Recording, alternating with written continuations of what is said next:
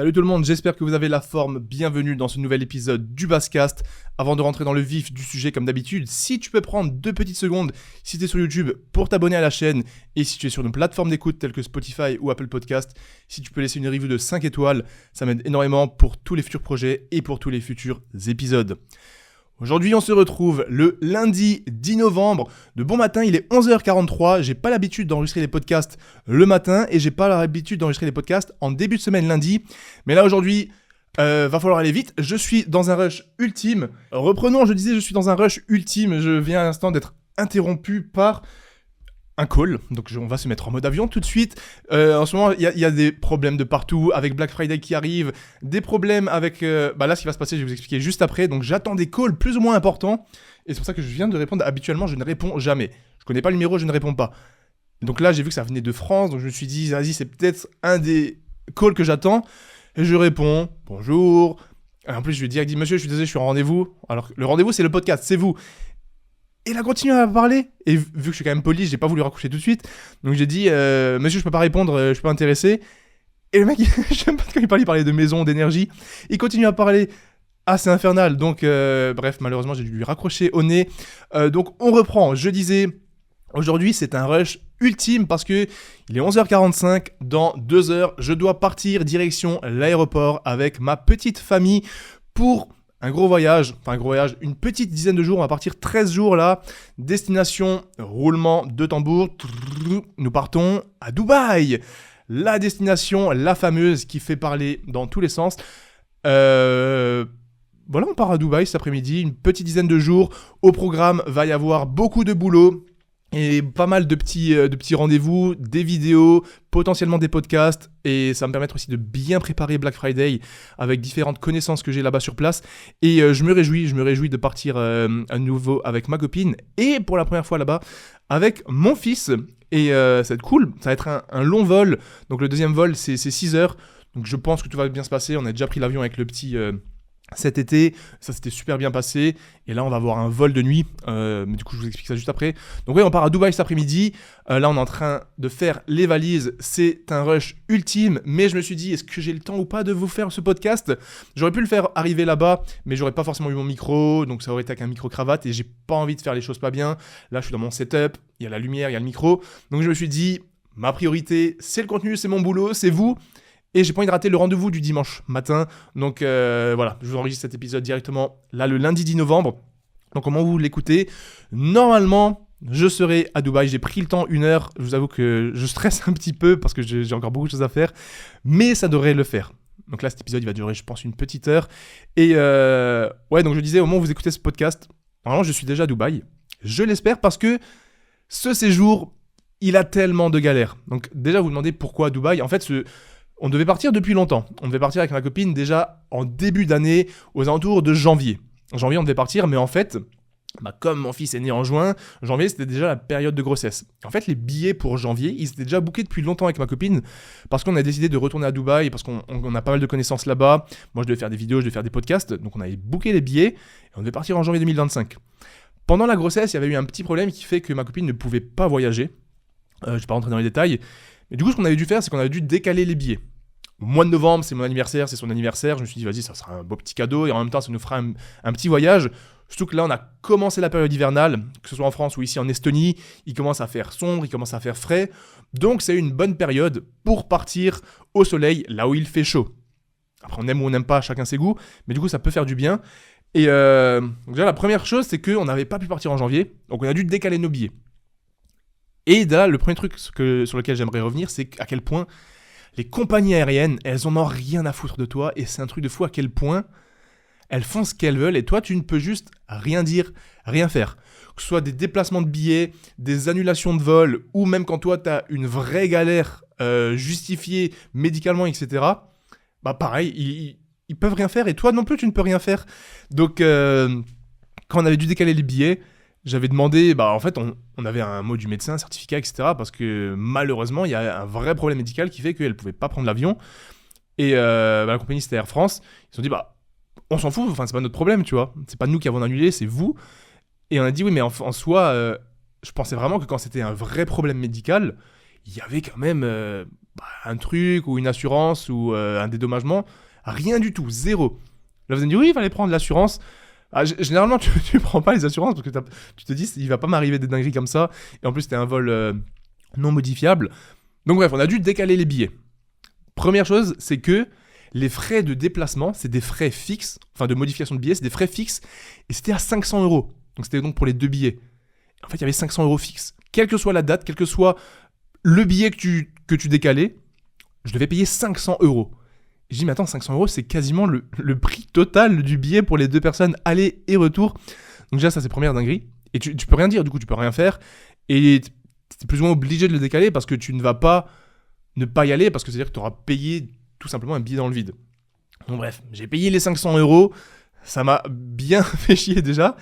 Et en plus, pour l'aller, pour ce billet, j'avais pris non pas le économie, non pas le business class, parce que business class, ça coûte un bras. C'est hallucinant la différence. Parfois, tu as des billets, ils coûtent 300, 400 € l'aller, en économie normale. Et le business, parfois, il monte à 2000, 3000. Je me dis, c'est abusé la différence de prix entre les deux. Et la première, c'est encore pire.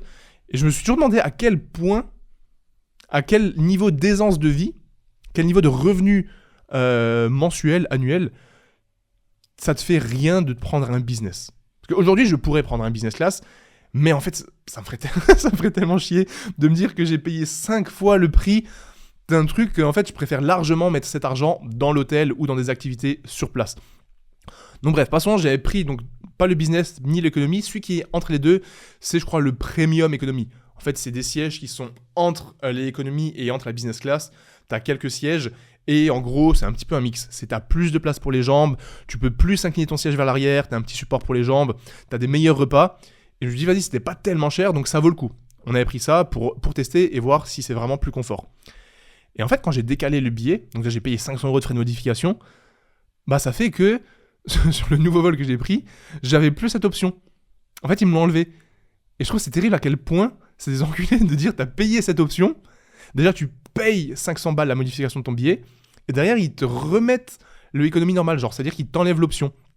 Donc bref, tout ça pour dire que voilà, c'est fou à quel point les compagnies, c'est terrible, et en fait, tu peux rien dire.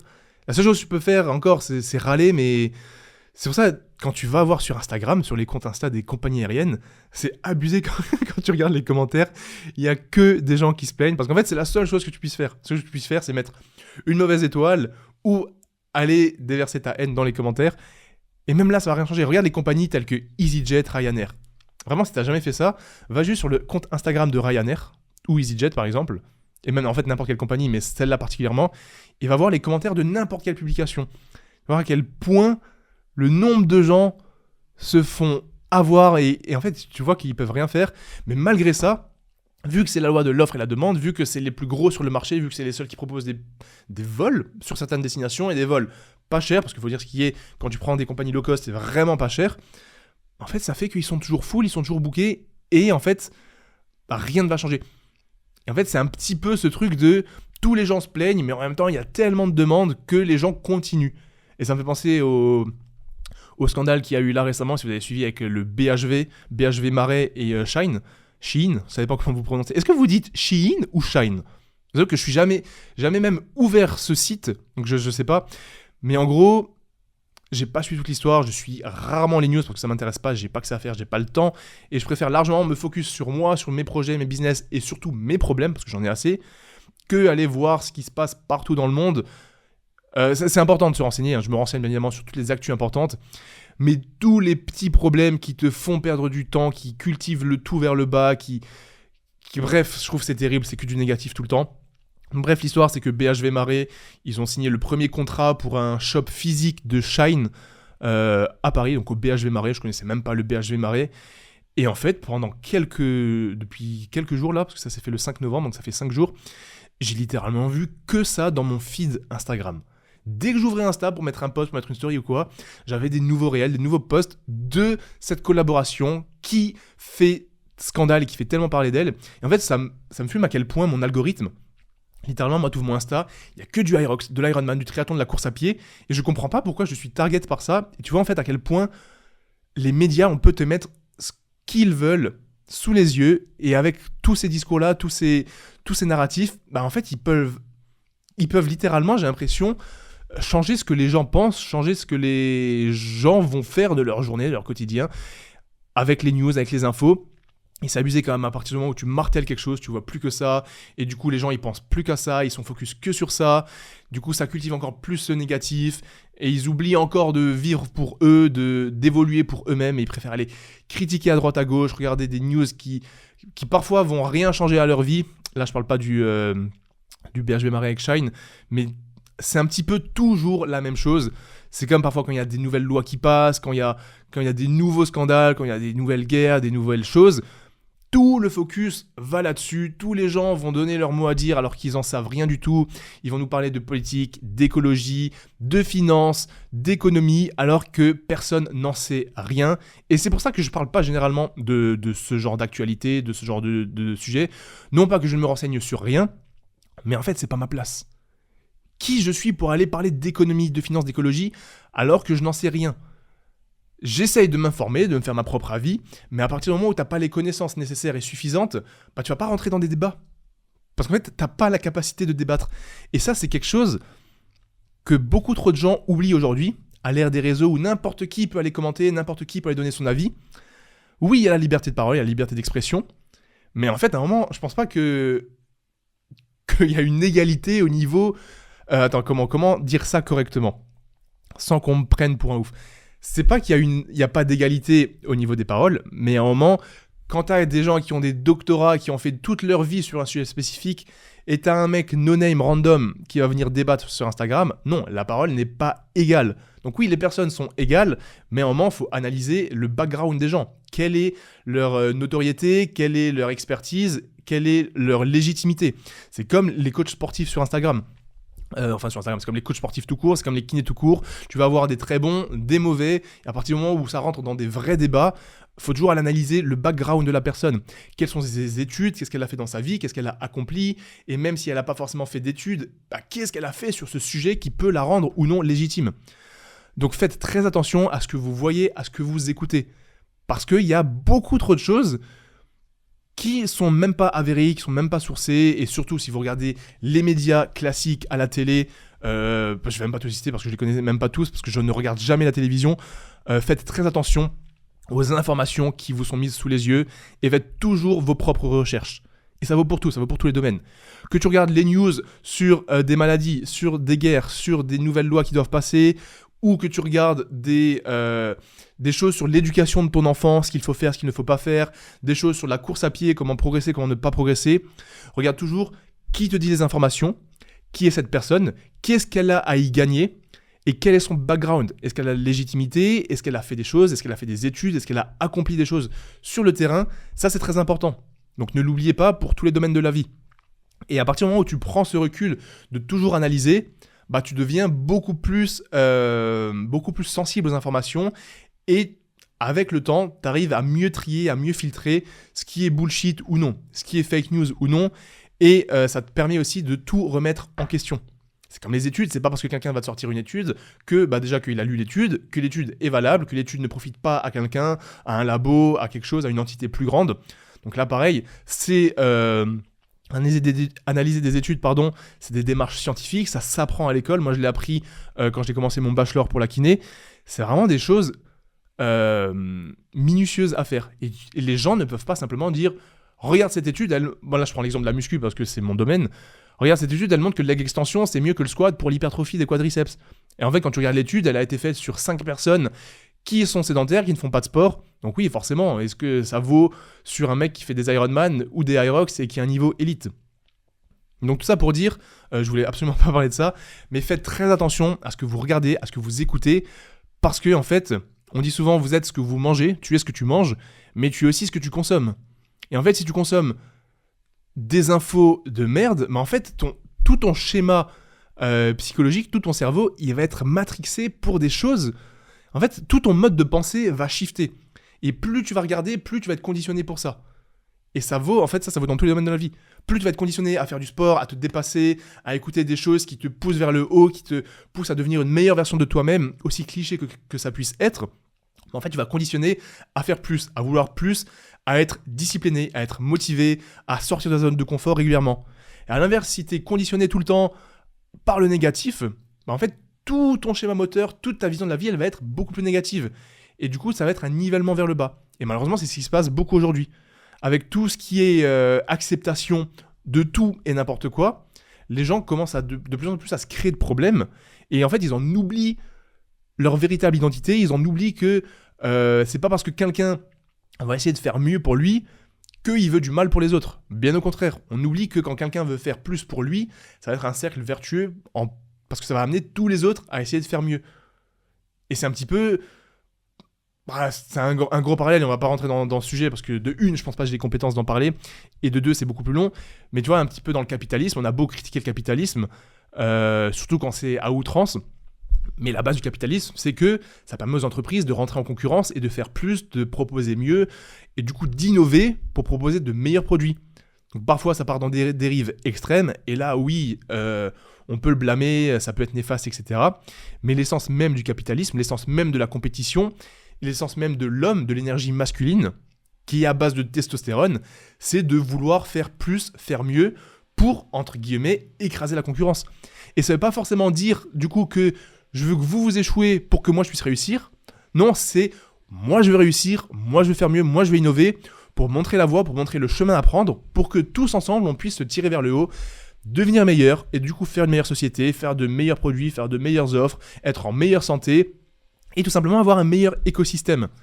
Et à l'inverse du coup, l'extrême opposé, c'est quand tu fais tout dans le négatif, à critiquer toujours les autres, à t'inventer des problèmes, à te chercher des faux problèmes, des faux débats qui n'existent pas, mais en fait, tu crées littéralement une vie qui est basée sur l'anti-progression, on va dire. Je sais pas comment expliquer, mais ouais, et je trouve ça, c'est terrible. Et en fait, ça passe par du coup ce que tu écoutes, ce que tu consommes, et ça va directement influencer ta façon de penser et ta façon d'agir. Parce que la façon dont tu penses, c'est ce qui va amener tes actions, et tes actions vont amener tes résultats.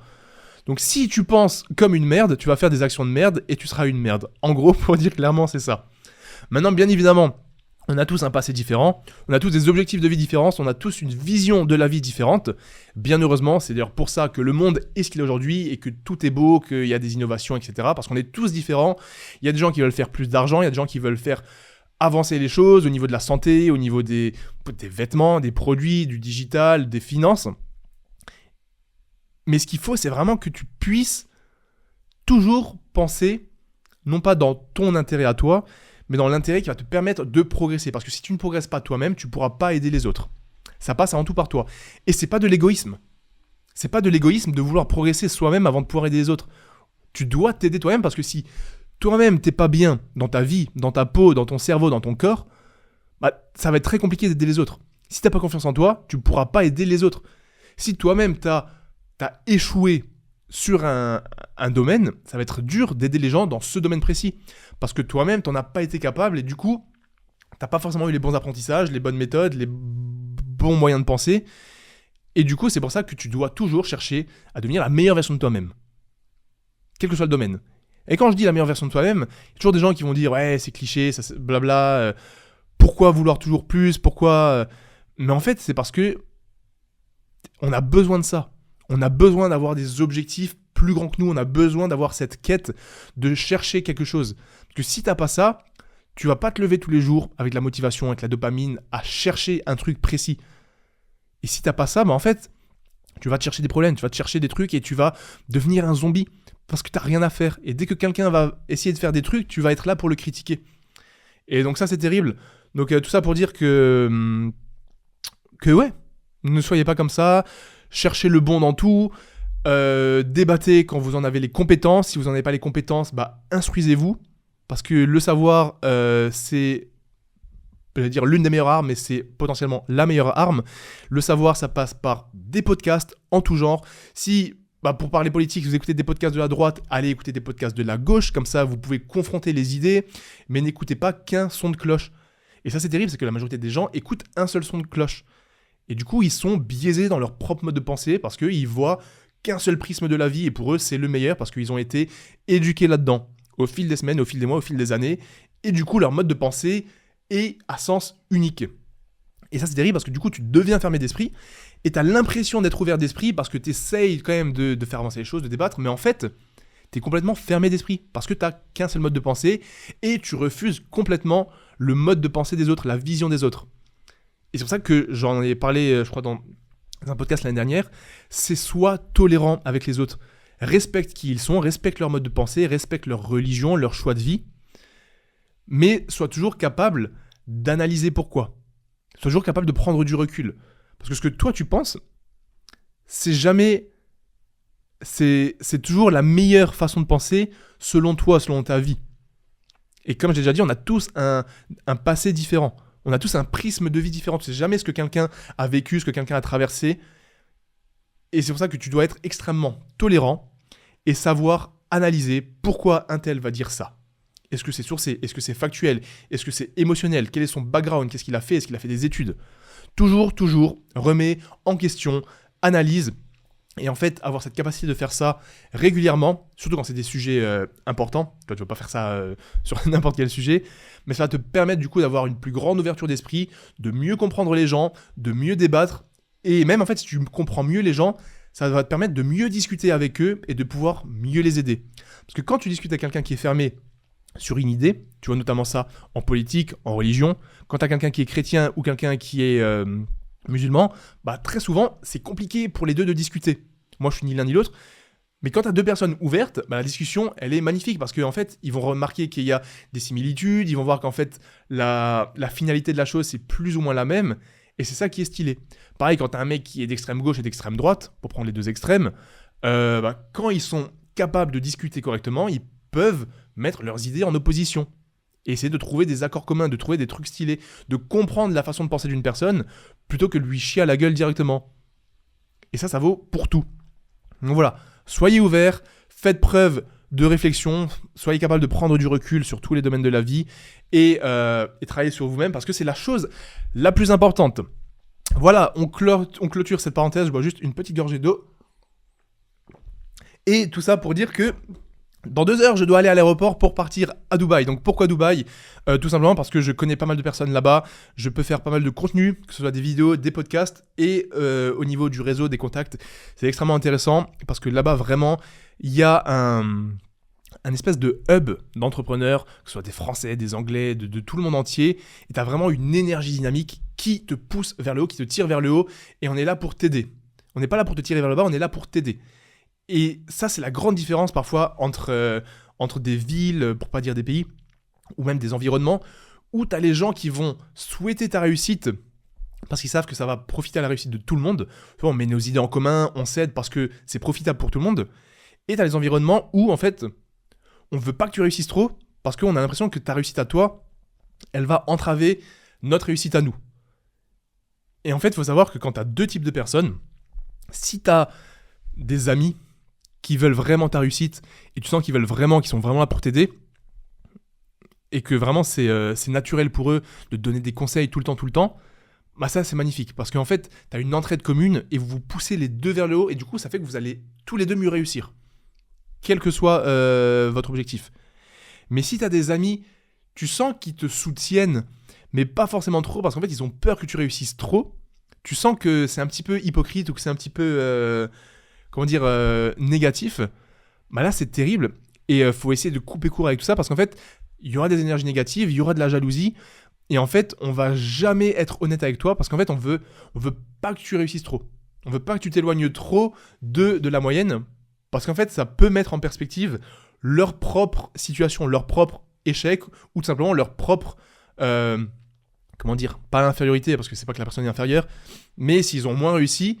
En fait, si toi tu réussis bien, ils vont avoir l'impression que ça y est, toi t'es au-dessus d'eux, alors que pas du tout. Ce qu'il faut, c'est vraiment juste mettre en commun tout le savoir, toutes les connaissances, et on a toujours des gens qui peuvent t'apporter quelque chose d'autre.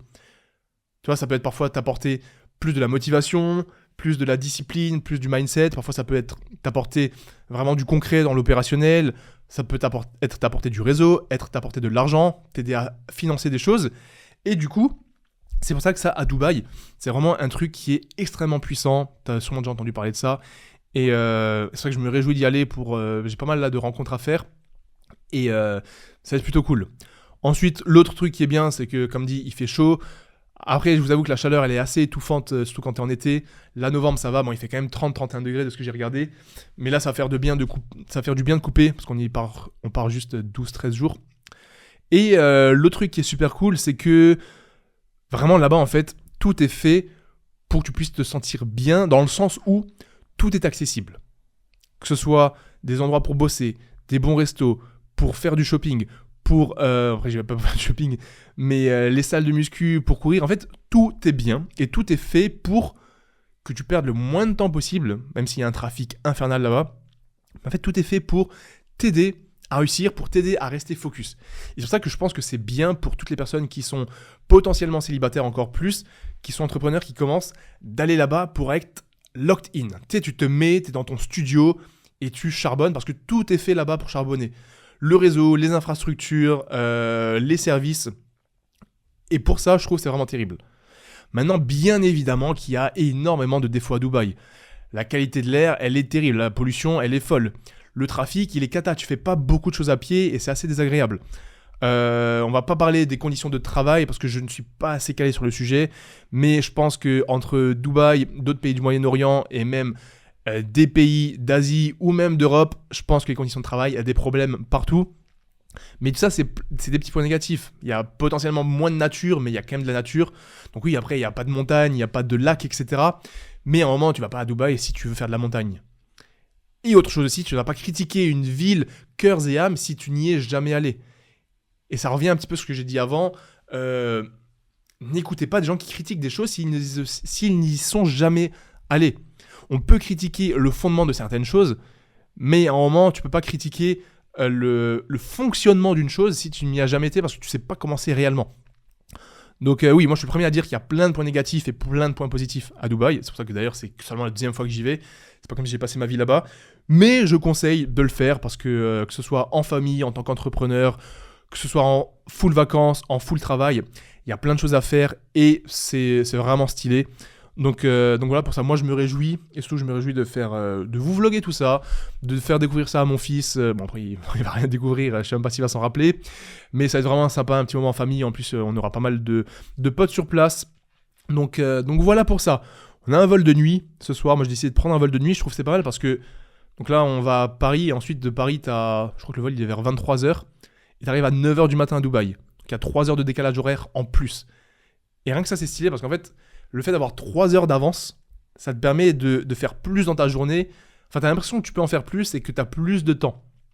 Et là, pareil, quand je suis en Estonie à Tallinn, j'ai 1 heure de plus. Et en fait, c'est magnifique parce que quand je dois mettre une vidéo à 18h, quand je dois sortir un podcast tôt le matin, en fait, j'ai 1 heure d'avance. Donc, ça me permet de bosser 1 heure de plus. Et ça, c'est vraiment stylé. Donc, ouais, vol de nuit. Pourquoi je trouve que c'est stylé les vols de nuit? Tout simplement parce que vu que c'est des trajets qui sont longs, en général c'est 5, 6, 7 heures d'avion, le fait de voyager toute la journée, ça fait que tu arrives le soir. Donc le soir, t'es KO, tu profites pas forcément, tu payes ta nuit d'hôtel et en fait, t'as rien fait de cette journée. Là, le fait d'avoir un vol de nuit, en fait, on arrive à 9h du matin sur place. Et tu peux dormir dans l'avion. Et généralement, tu dors quand même bien dans l'avion, tu vois. Si tu dors 5, 6... Ouais, si tu dors 5, 6 heures, ça va, t'es pas non plus explosé. Et t'arrives à 9h du matin, t'as toute la journée devant toi, et c'est plutôt cool. Donc voilà. Et la dinguerie dont je voulais vous parler, c'est que ouais, hier, je reçois un mail. Donc là, j'ai réservé 2 hôtels différents pour la première semaine et un deuxième pour la deuxième semaine. Et là, le premier que j'ai réservé, c'est un Zonder qui est de la chaîne Marriott. Je reçois un mail de Zonder et Marriott, comme quoi Marriott a licencié Zonder, a licencié cette branche de leurs hôtels, j'ai pas trop compris. Et ils ont fait un communiqué de presse genre officiel, alors là le 9 novembre, hier littéralement, 2 jours avant que j'arrive à l'hôtel. Et du coup, Zonder ne peuvent plus honorer la réservation. Et j'ai réservé par Booking, et dites-vous, l'hôtel il n'existe même plus sur Booking. Genre en un jour, genre comme pas. C'est quoi cette coïncidence, cette probabilité qu'il y ait un communiqué de presse officiel d'une chaîne d'hôtel qui se fait licencier littéralement la veille avant que je parte. Et du coup là j'attends des réponses de Booking, je sais toujours pas si je vais être entièrement remboursé, je sais toujours pas s'ils vont me reloger eux-mêmes ou s'ils vont me reloger moi-même. C'est un enfer, comme s'il n'y avait pas assez de stress avec tout ça. En plus je leur ai dit, j'ai un enfant de 5 mois, faut que vous trouviez un truc rapidement et un truc des mêmes standards, parce que j'ai quand même pas pris un truc pourri. Donc voilà, suspense, je vous dirai ça dans le vlog potentiellement, vous verrez ça dans la vidéo. Mais je trouve que c'est quand même terrible. Tu vois, que ce soit des compagnies aériennes ou des compagnies hôtelières comme ça. Bam, du jour au lendemain, ils peuvent te dire on a annulé, on ne pourra plus honorer votre réservation, démerde-toi. Ou là, en l'occurrence, c'est on attend de revenir vers vous pour vous trouver un relogement. Mais là, pareil, admettons, ils te trouvent un relogement, ils te donnent un truc pourri ou pas du tout au même endroit ou pas du tout avec les mêmes standards. Et du coup, tu n'acceptes pas, ils te disent ah, mais vous, c'est ça ou rien, on ne peut pas vous rembourser. Donc, à voir, affaire à suivre. Mais je déteste de voir quand tu es dépendant parfois de certaines choses et qu'en fait, tu peux rien faire. En plus, même si tu as l'annulation gratuite, c'est limite, tu peux rien faire parce qu'en fait, c'est à eux de te reloger à J-1. Donc ouais, affaire à suivre, je vais vous dire ça. Et ça me fait penser, on parlait des compagnies aériennes.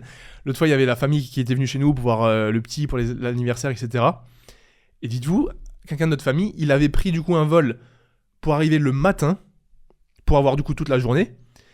Et le départ, il avait pris le soir, pour avoir le vol, pour avoir aussi toute la journée. Parce que quand tu arrives le matin dans une destination, tu as toute la journée. Et quand tu repars le soir, avant d'aller à l'aéroport, tu as quand même toute la journée. Ils ont décalé sans demander. Hein. Tu te réveilles, boum, on a décalé ton vol. Ils ont décalé le vol du matin au soir. Et le vol retour du soir, ils l'ont décalé au matin. Donc en fait, les 2 journées qu'il y avait de rab, elles n'existent plus. C'est qu'au lieu de partir le matin, t'arrives le soir, tard. Et au lieu de partir le soir, tu pars très tôt le matin. Et je trouve que c'est infernal, le nombre de fois que ça arrive. Et vous aussi, t'écoutes ce podcast, j'imagine même pas le nombre de galères que vous avez dû avoir. Et t'es juste là, t'as les mains liées, tu peux rien dire à part dire ok, donne-moi mon voucher, mon bon de 15 € pour un sandwich que je peux acheter à l'aéroport. Bref, c'est terrible. Et toi, à côté de ça, tu vois, moi je le vois avec Base Athletics, la marque de vêtements. Dès qu'il y a le moindre galère, même parfois, il n'y a même pas de vrais problèmes. T'es là, tu vas à 100% dans le sens des clients, tu rembourses quasiment tout le temps, parce que si tu rembourses pas, vu que tu es une petite marque, en fait, tu vas te faire incendier, on peut te faire de la mauvaise pub, donc tu es toujours obligé de donner à 100% pour le client, même quand il y a des problèmes qui ne viennent pas de chez toi.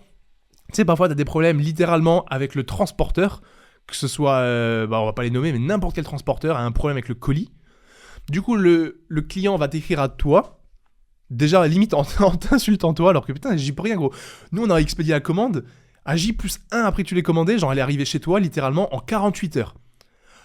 Entre le moment où tu as commandé et le moment où tu as reçu le colis, il s'est écoulé 48 heures. Et malgré ça, tu viens nous engueuler parce qu'il y a eu un problème, alors qu'en fait, c'est entièrement le fournisseur. Donc nous, ce qu'on fait, c'est que le fournisseur, c'est le transporteur.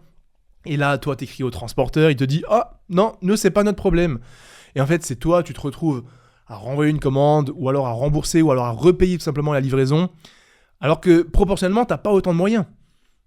Et c'est terrible. Et en fait, c'est là que tu vois aussi que plus parfois une entreprise est grosse, moins elle peut avoir de problèmes dans ce style, parce que pareil, nous parfois on reçoit des messages et on rembourse tout, on va dans le sens, et je me dis mais attends, t'imagines les grosses marques comme Nike, Zara, comme ils en auraient rien à faire, parce que on l'a vécu, nous on l'a vécu même avec des grosses marques, t'écris au SAV, et parfois c'est catastrophique, et je me dis mais putain, pourquoi nous on doit mettre autant d'efforts, autant d'investissements là-dedans, alors qu'on n'a pas forcément autant de moyens qu'eux.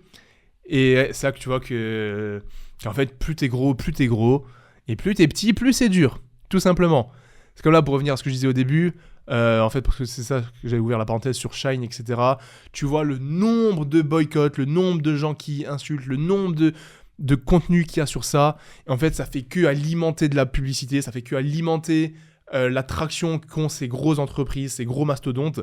Et tu vois sur l'ouverture, il y a une file d'attente monumentale, énorme. Et déjà, je comprends même pas comment tu vas aller faire une file d'attente.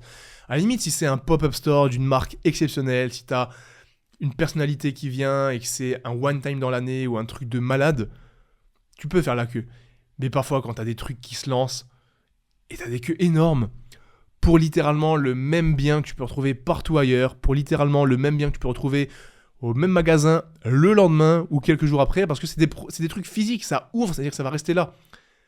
Et du coup, tu vois le nombre de boycotts, le nombre de messages de haine, d'insultes, etc., de manifestations. Et en fait, quelques semaines après, t'as le magasin qui ouvre, et tu vois qu'en fait, il y a vraiment 2 univers, et t'auras tu pourras jamais rassembler tous les gens dans le même panier et en fait tu auras beau toi défendre des causes, il y aura toujours des gens qui vont venir piétiner dessus et toi tu seras juste là, impuissant malheureusement parce que encore une fois, le discours des gens, la narration, la vision différente de tout le monde, c'est un petit peu comme l'écologie, hein. Tu auras beau toi faire attention, toi tu vas mettre une story parce que tu prends l'avion avec ta famille, on va venir t'insulter en DM. Excuse-moi de prendre l'avion, excuse-moi de vivre ma vie et de me faire kiffer. Parce que oui, je pourrais rester à la maison, mais non, enfin, j'ai pas envie de rester à la maison. J'ai un boulot, j'ai un réseau, je dois faire des choses et c'est terrible. Donc c'est terrible. Donc vraiment, vraiment, vraiment, une chose que j'ai envie de vous dire par rapport à ça, c'est vivez votre vie. Soyez alignés avec pas vos conditions, avec vos convictions.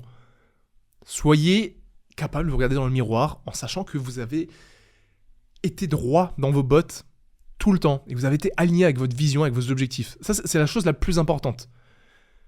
Et je vais faire un petit parallèle, parce que ça, c'est ce que je m'étais noté pour parler dans ce podcast, c'est que, là, avant-hier, j'ai fait pour la première fois la sieste de l'après-midi avec mon fils de 5 mois, dehors, tout seul.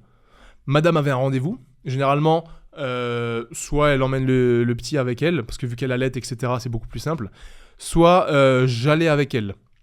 Et là, je lui ai dit, vas-y, tu vas à ton rendez-vous, ça dure à peu près 2h, 2h30, et c'était le moment où il devait dormir, donc on devait l'endormir. Je lui ai dit, vas-y, pour une fois, je vais essayer de rester avec lui tout le long. Je viens pas avec toi, etc. C'était un petit peu le test. Du coup, j'ai dû l'endormir. Déjà, tout s'est bien passé. Bon, il a commencé à pleurer de fou. J'étais en panique, je me suis dit, mais s'il a faim, je peux littéralement rien faire parce que j'ai pas de biberon. On avait mis de côté au congélo du lait maternel, mais on n'avait pas préparé quoi que ce soit. Et je me suis dit, vas-y, on va direct le sortir, on va lui faire la sieste. J'ai réussi à l'endormir en 5 minutes, je l'ai mis dans la poussette et c'était trop satisfaisant. Trop satisfaisant de me dire, putain, c'est bon, j'ai réussi en fait, j'étais bien, je l'ai changé, je l'ai mis dans la poussette, je l'ai descendu, je l'ai bercé et je l'ai endormi. Comme ça, let's go, et il a dormi pendant 1h20. C'est même moi qui ai dû le réveiller pour pas qu'il dorme trop longtemps d'un coup, sinon il aurait pas dormi le soir. Mais ouais, hyper fier, c'était ma première sieste avec lui, tout seul, sans l'aide de maman, parce qu'il faut savoir que avec tout ce qui est hormones, la mère est vraiment faite pour allaiter le petit, le calmer, l'endormir la nuit, être avec lui. C'est vraiment fait pour ça, qu'on le veuille ou non. Et voilà, donc j'étais super content. Et je me baladais tranquille, sans téléphone, sans rien. J'étais juste là. Enfin, j'avais mon téléphone sur moi, j'étais juste là à le promener. Et j'ai kiffé la vie, honnêtement. Tout seul comme ça avec mon fils en train de me balader dans les parcs, il faisait bon, il n'y avait pas de vent, je respirais l'air frais, c'était magnifique. Et pendant ces moments-là aussi, je pensais à des choses, c'est que la veille et même quelques jours avant, j'avais reçu quelques commentaires au DDM parce que parfois je vois quand même des choses qui passent, surtout les commentaires. Comme dit, c'est très très rare les commentaires négatifs. Mais en fait, c'est tellement rare chez moi que quand il y en a, je suis obligé de les voir et je suis obligé de les pointer du doigt parce que même le cerveau humain, comme vous savez, psychologiquement, on est plus attiré par le négatif. C'est pour ça que dans les news, le narratif, etc. des news, il y a beaucoup plus de négatif parce qu'on retient plus le négatif et on est plus sensible au négatif qu'au positif. Malheureusement. On va toujours plus se rappeler d'une mauvaise expérience que d'une bonne expérience. On va toujours plus se rappeler d'une critique très négative, d'une insulte, que d'une critique positive. Et notamment en tant que créateur de contenu, t'auras beau faire une vidéo, tu peux avoir 1000 commentaires de mecs qui disent « Incroyable la vidéo, elle est trop stylée ». Tu peux avoir 2 commentaires sur les 1000 qui vont te dire « Vidéo de merde, c'est de la merde ». Tu vas te dire « Ah, peut-être que ma vidéo, en fait, c'est vrai qu'elle était un peu merdique, etc. » C'est fou, c'est vraiment terrible. Et ça, vraiment réussir à s'en détacher. Moi, j'arrive plus ou moins à m'en détacher depuis toujours parce que c'est un petit peu mon caractère, c'est comme ça que je suis. On est tous différents par rapport à ça. J'ai plein d'amis, notamment des amis créateurs de contenu, qui sont beaucoup plus sensibles que moi aux critiques négatives. Donc là, pareil, on est tous différents et je pense que ça peut aussi se travailler. Mais du coup...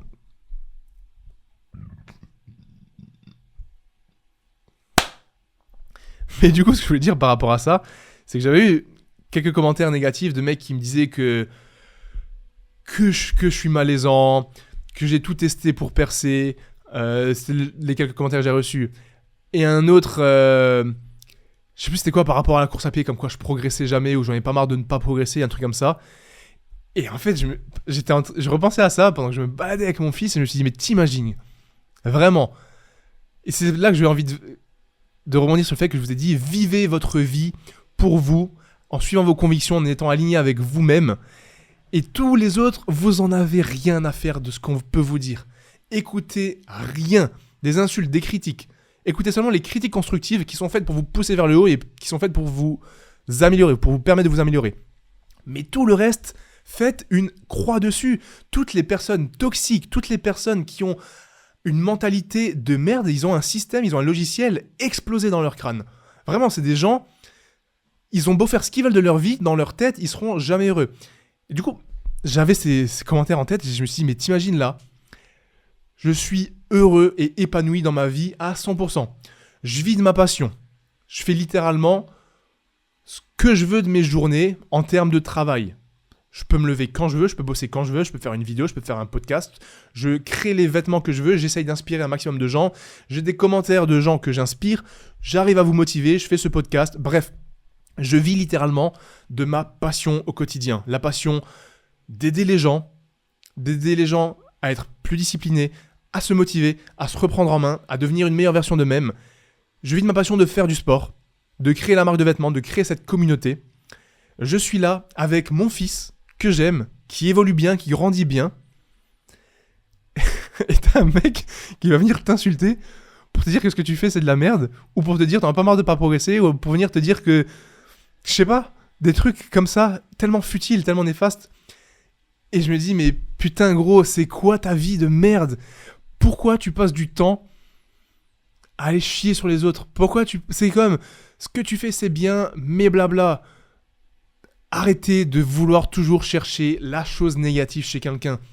Et surtout qu'il y a des profils qui sont là à me critiquer semaine après semaine, mois après mois, depuis plusieurs années. Je réponds jamais à ces DM. Déjà, j'ai du mal à répondre aux DM, mais les DM comme ça, je n'y réponds jamais. J'ai jamais répondu à un seul commentaire négatif ou de haineux. Et parfois, quand j'ouvre la conversation avec ce gars, avec cette personne, je vois qu'il y a un historique de messages monologue dans un seul sens depuis des années. Mais je dis, mais gros, t'as pas de choses à faire de ta vie, tu me suis pas. Littéralement, le mec, il ne te suit pas sur les réseaux. Mais c'est-à-dire qu'il va littéralement tout le temps ouvrir ton profil, ouvrir les conversations pour t'écrire un message. Et tu vois que ces gens, parfois, ils ont le profil en public. Et tu vois que ces gens, parfois, ils ont même un bon niveau en sport. Ils ont l'air de vivre une belle vie. Ils ont une femme, ils ont des enfants. Mais c'est quel exemple que tu montres à ton gosse ? Mec, t'as une copine, t'as une vie de famille, t'as des enfants. Papa, tu fais quoi ? J'insulte un mec sur Insta. C'est catastrophique. Franchement, c'est un truc de fou. Et c'est pour ça que j'ai envie de vous dire, vivez pour vous. Donc ça, déjà, tous les gens comme ça, c'est des merdes. Quand un mec va te critiquer sans raison, sans fondement, alors que toi, tu show up, tu te montres tous les jours, tu travailles pour toi, tu travailles pour ta famille, tu travailles pour aider les gens à se motiver. Ce podcast, il me coûte plus cher que ce qu'il me rapporte. Il n'y a pas de sponsor, il n'y a rien. C'est juste parce que je kiffe, c'est ma passion, j'aime vous parler. Et t'as des gens qui vont dire, ouais, ton podcast c'est de la merde. Bah dégage gros, pourquoi tu t'infliges ça ? Pourquoi tu t'infliges à écouter des vidéos, à écouter du contenu, à acheter des habits, à aller consommer des choses que tu n'aimes pas ? C'est horrible, c'est terrible. Et vraiment, en fait, changez votre mode de pensée si vous êtes comme ça. Les critiques envers les autres, quand elles n'ont pas lieu d'être, quand ces gens n'ont littéralement rien fait de mal, ça n'a pas lieu d'être. Et là, on ne parle pas de critiques constructives. Comme je l'ai dit avant, il faut être capable de prendre du recul, d'analyser. Donc quand c'est des critiques constructives, c'est extrêmement important. Et il faut en faire, parce qu'une critique, ça permet aux gens de s'améliorer, de progresser. Quand quelqu'un va venir me dire « Ton podcast, ça serait bien qu'il soit un petit peu plus comme ça, parce que, ok, c'est faire, tu m'as donné ton avis, c'est cool. » Mais un mec va venir te dire « Ton podcast, c'est de la merde. » Et le podcast suivant, il va venir te dire « Ton podcast, c'est de la merde. » Et dans un an, il va venir te dire que ton podcast, c'est de la merde. Qu'est-ce que tu fais de ta vie, en fait ? Est-ce que tu as autant de temps à perdre que ça ? Et en fait, si tu as des gens qui ont du temps à perdre comme ça, à critiquer des choses, à manifester pour des choses, donc en fait, ils s'en foutent profondément, c'est qu'au fond d'eux-mêmes, ils ont raté leur vie. Ils n'ont pas confiance en eux. Ils sont pas à l'aise avec leur vie, avec leurs convictions, avec leur mode de pensée. Ou tout simplement, ils se sentent eux-mêmes inférieurs face à quelque chose. Donc la seule force qu'ils ont, c'est la jalousie, c'est la critique. Et c'est une de ces raisons généralement. Et en fait, du coup, si tu as une de ces raisons, malheureusement, c'est que tu dois te bouger, que tu dois te reprendre en main. À un moment, si tu es au fond du rouleau dans ta vie, si t'es en burn-out, si t'es en dépression, si elle est avérée ou non, en fait, la solution, c'est pas d'aller critiquer encore plus des gens, d'alimenter encore plus cette négativité. C'est de te reprendre en main. Va faire du sport, va te bouger, mange bien, mange mieux. Va regarder le soleil le matin, va passer du temps avec tes proches, va faire des activités qui te donnent de l'énergie et arrête d'être conditionné à faire de la merde tout le temps. Si tu ne veux pas faire de sport, que tu veux mal manger, que tu veux avoir un lifestyle explosé, un rythme de vie, un rythme de sommeil complètement déréglé, fais-le pour toi. Explose tout ton potentiel pour toi. Mais les mecs à côté, les personnes, les femmes qui essayent de se mettre en avant, qui essayent d'aider les gens et qui essayent de s'aider eux-mêmes pour mieux aider les autres, comment tu peux te permettre de les critiquer ? Comment tu peux te permettre de critiquer quelqu'un qui fait mieux que toi ? Comment tu peux te permettre de critiquer quelqu'un qui sort de sa zone de confort ? Comment tu peux te permettre de critiquer quelqu'un qui a fait l'effort de produire quelque chose, qui s'est mis à nu face au monde ? Comment tu peux le critiquer alors que toi, tu n'as rien fait de ta vie et tu ne fais rien. En ce moment même, tu es dans ton canapé, potentiellement sur TikTok, sur Instagram, alors qu'il y a ton fils qui est en train de jouer à côté de toi, à aller insulter quelqu'un. Et j'arrive pas à concevoir ça. J'arrive pas à concevoir comment... En fait, c'est ça, maintenant que j'ai un fils, maintenant que je suis père, je réalise tout ça. Je réalise à quel point le temps est précieux. Le temps est précieux pour toi, pour devenir meilleur, pour montrer l'exemple à ta famille, à tes proches. Comment tu peux perdre du temps ? Tout ce que tu fais qui te tire pas vers le haut, c'est du temps perdu, littéralement. Enfin, pas tout, parce qu'il y a des choses qui vont te ressourcer et qui vont pas forcément te tirer vers le haut, mais tu m'as compris. Comment tu peux avoir une femme, un fils, une famille, une fille ? Comment tu peux avoir une quête énorme sur laquelle tu dois travailler, mais non, perdre du temps à aller critiquer des gens. Tout le temps, encore et encore. Et ça, en France, il y en a trop. C'est terrible. Moi, je le vois dans des commentaires de gens. Parfois, je vois des posts passer. Je regarde juste les commentaires pour voir. Et tout le temps, les gens ont quelque chose à redire. Tout le temps. T'as un mec qui va faire champion du monde. Ouais, mais l'empreinte carbone pour aller faire son championnat du monde. Mais on s'en bat les couilles. Tu peux pas à un moment admettre que la perf, elle est stylée. Pourquoi faut toujours trouver le truc à critiquer, le petit pic ? J'adore ça, mais dommage qu'il n'ait... Mais si toi, t'as envie de le faire tellement bien comme ça, essaye de le faire, travaille, fais ce qu'il faut pour. Et ouais, donc c'est terrible. Je voulais pas parler autant de ça, des critiques, mais en fait j'en ai marre parce qu'il faut que les mentalités, elles changent. Faut que les mentalités, en France, elles changent. Et c'est pour ça que là j'ai hâte d'aller aussi à Dubaï pour revoir un petit peu. La dernière fois que j'étais, c'était il y a 2 ans. J'ai envie de me dire, ok, est-ce que vraiment, oui ou non, il y a une différence ? À un moment, quand t'es dans un écosystème où tout est négatif, faut pas gagner trop, faut pas faire trop de sport. Ah, si tu fais trop de muscu, tu vas être qualifié de masculiniste. Ah, si tu fais trop de ça, tu vas être qualifié de facho. Tu peux même plus penser, tu peux même plus rien faire. Si tu veux te développer toi-même personnellement, genre pour toi, tu vois, je vais être un exemple pour mon fils, je vais être un exemple pour ma communauté. On va dire quoi, que je suis masculiniste parce que l'homme, il est pas fait forcément pour être musclé. Ah si, à un moment, l'homme, il est fait pour exploiter son potentiel. L'homme, il est fait à base de testostérone. La testostérone, elle est faite pour rester motivé, pour gagner, pour faire plus, pour avoir la dalle. Donc si tu ne fais pas ça, tu vas à l'encontre même de ta physiologie, de ta biologie, de ta génétique d'homme avec un grand H. Il y a l'énergie masculine, il y a l'énergie féminine. Et oui, à un moment, la femme, elle est faite pour plus rester avec l'enfant. Parce qu'il y a l'ocytocine, il y a le cortisol qui va se jouer pendant la nuit pour qu'elle soit plus alerte que l'homme. Il y a le lait maternel qui est extrêmement puissant. Si la nature a fait tout ça, le lait maternel, etc., c'est pas pour aller prendre des biberons avec du lait en poudre. Sous prétexte que faut que l'homme aussi fasse sa part du boulot. C'est catastrophique de penser comme ça, c'est ultra égoïste. Imagine, t'as la nature qui a fait le lait maternel absolument épique, c'est genre la potion du dieu, avec tous les nutriments, tout ce qu'il faut pour ton gosse. Mais non, on va aller prendre du lait maternel, du lait en poudre, on ne sait pas ce qu'il y a dedans, parfois il est fait à base de je sais pas quoi. Ah oui, peut-être que les laits ils sont bien maintenant, parce que, non, je suis désolé, moi je veux pas que ça soit comme ça. C'est égoïste, tu prives ton gosse de la plus belle chose du monde. Et en plus, au-delà du lait maternel, au-delà de tout ce que ça procure à ton enfant, pour la mère aussi, t'as tout ce qui est l'ocytocine, t'as la transmission d'hormones, t'as le lien, t'as l'apaisement, t'as le rythme cardiaque qui diminue pour l'enfant, il est beaucoup plus apaisé, il s'endort mieux. Et en plus, le lait maternel, je sais pas si vous savez, il s'adapte sa composition, ses nutriments, ils s'adaptent en fonction des besoins du bébé. Si à un moment le bébé il a une carence en vitamine D, enfin je dis au pif, ou en calcium, bah dans le lait maternel, il y en aura plus. C'est un truc de fou à quel point ça fonctionne bien, c'est une machine de malade la femme. Et c'est une fierté pour la femme d'être comme ça. Tout comme ça doit être une fierté pour l'homme d'être à base de testostérone, de devoir être fort, de devoir être rapide, de devoir chercher sa quête ultime, son potentiel, pour montrer l'exemple, pour être là, pour être un giga de Chad, comme on dit. Donc ouais, faut que les mentalités elles changent et ça passe avant tout par vous-même, en s'instruisant, en écoutant des podcasts, en regardant des vidéos. Et voilà, j'avais prévu de vous parler du petit drapeau qu'il y a derrière, Aerox Paris. Je pense que je n'aurai pas le temps, donc je pense que ça sera pour la prochaine fois. Mais j'ai des choses à vous dire sur cet Aerox de Paris parce qu'on avait fait... Ouais, je change du tout au tout, hein, vous m'excuserez. On avait fait une perf de zinzin avec le binôme, en duo pro, avec monsieur Quentin Pingliez. Mais vu que je vais rentrer dans les détails de la course, je vais vous en parler dans un prochain épisode. Comme ça, je mélange pas tout. De base, j'avais prévu de parler de ça, majoritairement, mais les émotions ont pris le dessus. Là, je vous ai dit, je suis dans le rush, donc il faut que ça soit un podcast explosif et dynamique.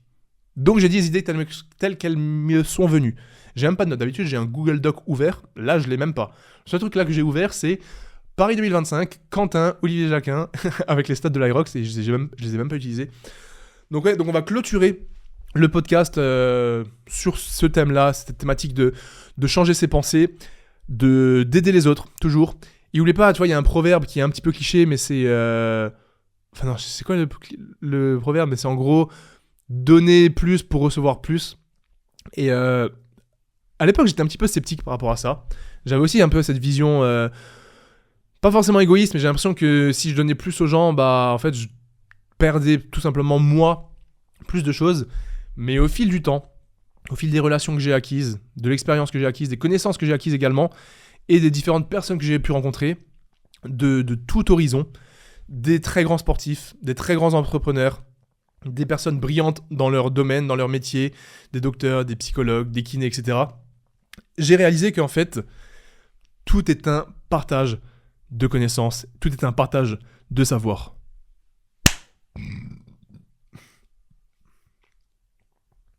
Il y a ce fameux truc de si je te donne un truc matériel, moi je perds ce truc matériel. Je l'ai plus, mais toi tu l'as. En gros, toi t'as plus 1, moi j'ai moins 1. Si je te donne 1 euro, moi j'ai 1 euro en moins, toi t'as 1 euro en plus. Si je te donne mon t-shirt Base Athletics, Base Performance que tu peux acheter sur le site, t'as un t-shirt en plus, moi j'ai un t-shirt en moins. Mais la connaissance, le savoir, et les compétences même, c'est plus 1 pour les deux.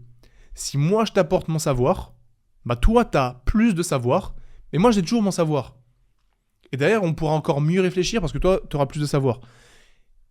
Et c'est vraiment intéressant de voir les choses comme ça. Et ça te montre qu'en fait, faut pas avoir peur de donner. Faut pas avoir peur de donner même gratuitement. C'est d'ailleurs pour ça que ça fait 10 ans que je fais du contenu. Vous réalisez que mon premier post Instagram, c'était il y a 10 ans. Il y a plus de 10 ans, c'était en 2015. Ma première vidéo YouTube, c'était en 2017. Ça fait plus de 8 ans que je donne sur mes vidéos, Instagram, mon podcast, du contenu. Parfois c'est du contenu éducationnel, parfois c'est du contenu pour faire passer le temps, parfois c'est du contenu vraiment pour vous aider. Je sais que ça fait un petit moment que j'en ai moins fait, mais à travers ce podcast, j'essaye de vous donner mon savoir, mes connaissances, mon expérience de la vie en tant que papa, en tant que sportif, en tant qu'entrepreneur, pour potentiellement essayer de faire résonner des choses avec vous, avec votre mode de pensée, pour que vous puissiez évoluer, aspirer à être une meilleure personne, à faire plus, à faire mieux, pour vous, mais aussi pour les autres. Et du coup, faut pas avoir peur de donner tout le temps aux autres votre savoir, vos compétences. Bien évidemment, ensuite, il faut savoir monétiser tout ça, sinon vous ne pourrez pas vivre. Et ouais, je trouve que c'est dommage qu'il y ait trop de gens encore qui décident d'être égoïstes, qui décident d'être toujours dans la critique, d'être toujours dans la jalousie, d'être toujours dans la comparaison. C'est le sujet de mon dernier podcast. C'est arrêter de vous comparer. Vous devez vous comparer sainement pour être inspiré, mais vous ne devez pas vous comparer pour être dans la critique. Ouais, mais lui, il a ça. Ouais, mais lui, blabla. Ouais, mais lui, ci, lui, ça. Et le problème en France, pourquoi je dis en France? Parce que je suis français, j'ai vécu en France. Et on l'entend de plus en plus. Et en fait, toutes les personnes que je rencontre en France ou même dans d'autres pays, ils répètent ce même problème. Et moi, souvent, je suis le premier à vouloir dire Non, mais c'est juste qu'on pense comme ça parce qu'on veut penser comme ça, mais non, en fait, c'est la réalité de la chose. Et tu le vois dans la société aujourd'hui, il y a beaucoup trop de critiques. Tout le temps. On veut pas qu'il y ait trop de gens qui réussissent. Quand tu réussis trop, c'est que tu as volé quelque part. Quand tu réussis trop, c'est que tu as eu de la chance quelque part. On veut pas voir tout le travail qui est accompli derrière. Et c'est là que tu vois que tu es un petit peu dans un truc hypocrite, c'est que, faut se le dire, tout le monde veut réussir, mais on veut pas trop que les autres réussissent. Tout le monde veut de l'argent, mais on veut pas trop parler d'argent non plus. Et tu vois, le problème avec Dubaï, par exemple, il y a 2 ans, quand je suis allé à Dubaï, j'avais même eu des commentaires ou des messages. Ah, ça y est, toi aussi, je sais plus ce que c'était, mais des délires en mode toi aussi, t'y vas à Dubaï. Mais c'est quoi cette mentalité? C'est quoi ce truc de dire je vais à Dubaï? Ah, toi aussi, t'y vas, ça y est? Genre, ça y est quoi? C'est parce que je pars à Dubaï que je m'expatrie à Dubaï, que je vais mettre ma société à Dubaï, ou je ne sais quoi. Même si j'ai envie de partir à Dubaï, en fait, je fais ce que je veux. C'est pas parce que toi, t'as décidé de rester dans ton prisme, dans ta vie, au point mort, que le monde va s'arrêter et que plus personne va ne faire autre chose. Et ouais, parfois, je sais pas d'où ça vient, je sais pas si c'est... Je pense pas que de toute façon que ça pourra changer. Je pense qu'il y aura toujours littéralement des mondes opposés. Tout comme j'avais dit une fois sur les réseaux, tu vois vraiment qu'il y a des mondes opposés. T'as des gens qui ont des millions, les personnes les plus suivies sur Snapchat. Déjà, je sais même pas pourquoi tu suis des gens sur Snapchat. Des gens qui ont des millions de vues sur Snapchat tout le temps, ou même sur TikTok, dont je ne connaissais même pas le prénom de l'existence. C'était là, je sais plus que c'était il y a plusieurs mois déjà, il y avait eu un truc à l'Assemblée, où je sais plus ce que c'était, où ils avaient été convoqués, des créateurs de contenu, pour parler de la création de contenu sur TikTok, etc. Et c'était les personnes les plus suivies. Je ne connaissais même pas le nom de la personne. Et je me suis dit, mais comment moi je ne peux même pas connaître l'existence de ces personnes, alors que mon métier c'est d'être sur les réseaux sociaux, mais en même temps qu'ils sont suivis par des millions de personnes. Et ça, tu vois qu'en fait, il y a vraiment genre des mondes différents, des mondes parallèles, des visions, des objectifs différents entre tout le monde, et que toi, tu pourras jamais tout changer. Tu pourras jamais sauver tout le monde. Tu vois, t'as beau vouloir tendre ta main, on te prendra toujours le bras, et on va même te mettre en dessous de nous, et voilà, une fois qu'on t'a pris ton bras, on va te dire merci pour ton bras, maintenant tu peux dégager. Donc ce qu'il faut vraiment que tu retiennes, c'est que t'as qu'une vie. Cette vie, c'est la tienne, celle de personne d'autre. Donc, à partir du moment où tu décides d'être aligné avec tes propres choix, ta propre vision, que tu peux te regarder dans la glace, que tu dors correctement, en fait, tu n'auras rien à te reprocher. Peu importe quelles sont tes convictions, tu as juste à les suivre. Et encore une fois, c'est normal de ne pas être d'accord avec les gens. C'est normal de se faire critiquer, tu te feras toujours critiquer parce qu'en fait, c'est ce qui alimente les gens qui en font moins que toi. C'est ce qui alimente les gens qui ne font rien. Parce que tu veux qu'ils fassent quoi à part pouvoir critiquer? Ils peuvent rien faire. Ils ont rien fait. Donc la seule chose qu'ils peuvent faire, c'est critiquer. Donc voilà. Je compte sur toi en tout cas pour continuer de devenir une putain de machine de guerre parce que tu le mérites et que tu vas prendre ta vie en main, et c'est comme ça que tu vas voir que tu es fier, que tu entreprends, que tu gagneras plus d'argent, que tu seras plus aligné avec toi, que tu auras plus confiance en toi. Fais du sport, fais de la muscu, quoi qu'on en dise. T'en as besoin, t'es un humain, t'es fait pour faire du sport, t'es fait pour faire du cardio, de la zone 2, t'es fait pour faire de la muscu, pour limiter ton risque de maladie cardiovasculaire, ton risque d'ostéoporose, d'Alzheimer, Parkinson, etc. Donc tu dois devenir une putain de machine de guerre. Tu dois explorer ton potentiel, tu dois explorer tes limites, parce que t'es fait pour ça. Et personne ne peut le faire à ta place. Et quel que soit ce que tu entreprends, le début, ça sera dur, ça sera extrêmement dur. Et plus tu vas évoluer, plus tu auras les moyens de faire des choses, mais plus ça sera dur parce qu'on va te mettre encore plus de bâtons dans les roues. Je te le dis, plus t'es visible, plus t'as d'argent, plus t'entreprends, plus il y a de problèmes qui vont avec. Donc voilà, fais les choses pour toi, oublie les regards des autres, oublie les critiques, focus-toi seulement sur les critiques constructives pour ceux qui veulent t'aider à progresser, pour ceux qui veulent que tu t'améliores. Et toi, tu dois en faire de même. Quand tu critiques quelqu'un, c'est pour l'aider à s'améliorer. Tu vas pas dire à quelqu'un, t'es moche. Tu vas lui dire, je pense que cette coupe de cheveux t'irait mieux. Tu vas pas dire à quelqu'un, ton podcast c'est de la merde. Tu vas lui dire, ton podcast est sympa, mais je pense que tu devrais peut-être améliorer le son, ou tu devrais peut-être parler plus en profondeur de certains sujets. Pareil, si t'es un employé, un salarié, un chef d'entreprise, peu importe, parle correctement avec ton entourage, avec ton groupe, avec ton équipe. Va pas lui dire... En fait, chaque critique doit être accompagnée d'une valeur, de quelque chose que tu peut modifier. Et c'est la différence entre une critique constructive qui aide les gens à s'améliorer et la différence entre une critique simplement négative, qui est là pour te dire « Ah merde, en fait, la personne elle va se sentir comme une merde. » Donc voilà, je vais clôturer là-dessus. J'ai une valise à finir, j'ai un fils à aller embrasser, une copine à aller embrasser également. Donc j'ai hâte de vous en dire plus sur cette expérience Dubaï édition 2. C'est donc la deuxième fois que j'y vais, en espérant trouver un hôtel d'ici là. Je vous ferai un podcast, des vidéos. Là, j'ai décidé de ne pas me prendre la tête. Je vais juste prendre ma petite caméra et cette caméra vlog. Et je vais vous filmer comme je le veux, comme je le sens. Peu importe ce que les gens penseront, c'est ma vie. Et voilà. En tout cas, merci pour votre soutien. Merci pour votre fidélité sur ce podcast. Vous êtes de plus en plus nombreux. Il y a de plus en plus de retours. On s'approche tout doucement des 5000 reviews sur Spotify. Donc si vous pouvez, et que ce n'est pas encore fait, allez mettre cette petite review. Ça me ferait extrêmement plaisir. Et le plus important, le Black Friday, plus grosse période de l'année, plus grosse promotion de toute l'année sur tout le site. Le sac à dos, les trifonctions, les t-shirts, les nouveaux hoodies, les nouvelles collections qui vont arriver. Tout ça, ça sera à partir de la semaine prochaine, aux alentours du 20-21 novembre sur le site. Donc restez connectés, restez dispo. Et ouais, on va dire 21 novembre, ça sera en ligne. Donc je compte sur vous pour votre soutien. Merci infiniment pour la force. Prenez soin de vous, on se retrouve la semaine prochaine pour un nouvel épisode. Et en attendant, le taf est fait. Et made for performance.